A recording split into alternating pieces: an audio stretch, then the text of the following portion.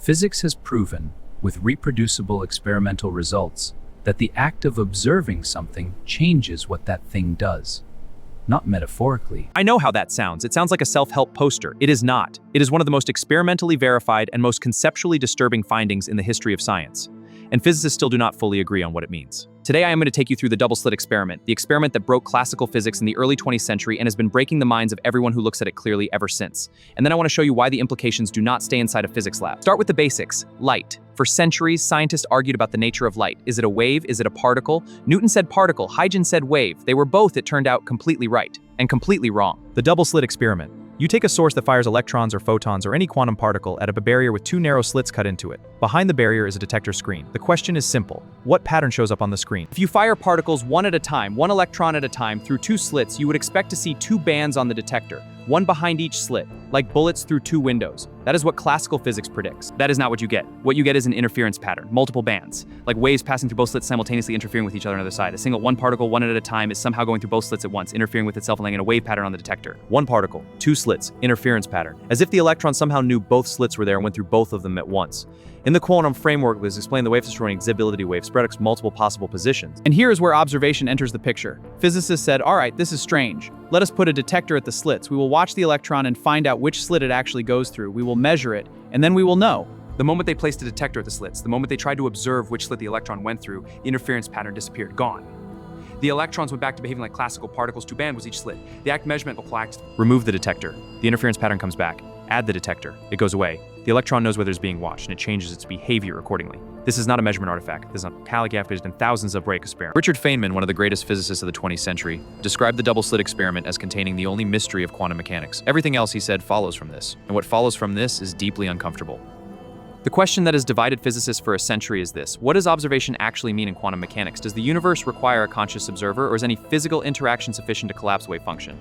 The answer to that question: the Copenhagen interpretation, the dominant framework in physics, does not have a definite property. It exists in a superposition of all possible states simultaneously. Measurement interaction of the classical system collapses into one definite state. Let me be precise about what that means. A quantum particle does not have a definite position until you measure it.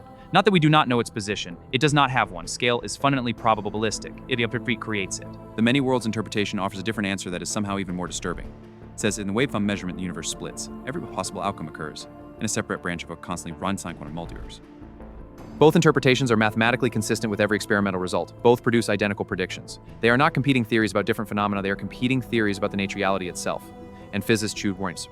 Now let me show you the experiment that goes even further. Because the double-slit experiment might leave you with a comfortable explanation. Maybe the detector physically disturbs the electron. Maybe it's just a mechanical effect. The quantum eraser experiment eliminates that explanation entirely. In the quantum eraser slits the fire mark each particle as well as this throw you the magnet beam of incident from mace from H for you and smears experience period as expected. But then you erase the power continuous, so then you need to erase the permanent detector. The particle retroactively changed its behavior based on what from present, the future. An electron that had already passed would have behaved differently depending on what your dimension was to later. The pattern hitches anyway. This is what physicists call retrocausality, the idea that future events can influence past ones. Is not accepted as a conclusion, but is a serious theoretical discussion in quantum mechanics because the data demands explanation, and the explanations available are all extremely strange. Now, the question everyone actually wants answered: does this mean consciousness creates reality? Does the universe require a mind to exist? The honest answer is this is one of the most contested questions in the foundations of physics, and it does not have a consensus resolution. Eugene Wigner proposed a thought experiment called Wigner's friend. A physicist puts his friend and have sealed the result experiment. Wigner, the quantum mechanic's friend did so, possessing its sway of it in superposition the door.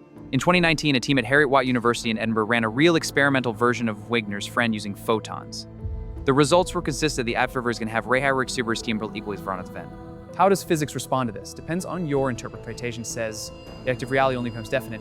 A measuring system. Many worlds says all outcomes occurring in different and quantum version pattern says different states are not absolute branches. Relational quantum mechanics is worth sitting with for a moment. It says, this orb or whatever one have definite properties in an absolute sense. It has properties relative to me, because at properties relative to you it might be different. If that is true, if quantum states are inherently relational and there is no mind independent of reality at the fundamental level, then the universe is not a collection of objects with fixed properties. It is a web of relationships. Here's the question I know you're asking. Does this apply at human scale? We are not electrons. We are collections of 10 to the power of 27 atoms.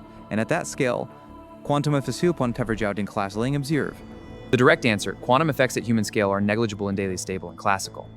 But in this that perplexed the quick to where this experience, is built entirely from quantum of components that follow of these rules. The measurement problem is the unsolved question of why quantum superposition does not persist while solarians are quantum. The leading candidate indicated that quantum systems become entangled with environments so rapidly that the interference effect was interference wash out. Some physicists, a minority but credentialed ones, argue that consciousness is what produces definite outcomes from quantum superposition, that the measurement is a problem. This view is in problem associated with the von Neumann-Wigner interpretation, and it is not mainstream.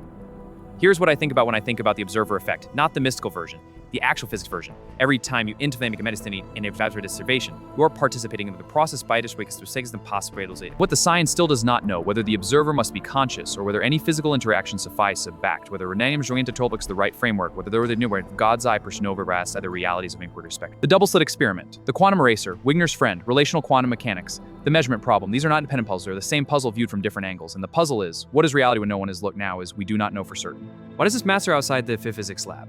Because the most fundamental to answer. And that change are we holder models the world. With relativism, not with anything goes to an FTM matters still not resolved.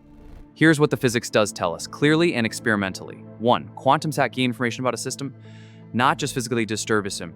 It's different on observers internally to quantum mirror. The question I am left with, and I think it is the right question to leave with, is this. If observation participates in the constructuality and the launch system in the quantum spirit, then what exactly is the relation to entropy in reality?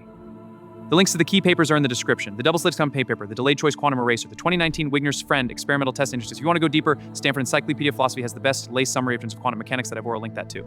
If this video left you with more questions than answers, that is correct. That is the right response to quantum mechanics. Drop the question that is staying with you in the comments. I rate everyone. The conversation in the comments on this channel is genuinely the best part of what we do here. Subscribe to Mind Vault. Every week, one question that physics, neuroscience, or history cannot fully answer yet. And we sit with it together. Hit the notification bell, because the next one is going to make this one feel like a warm-up.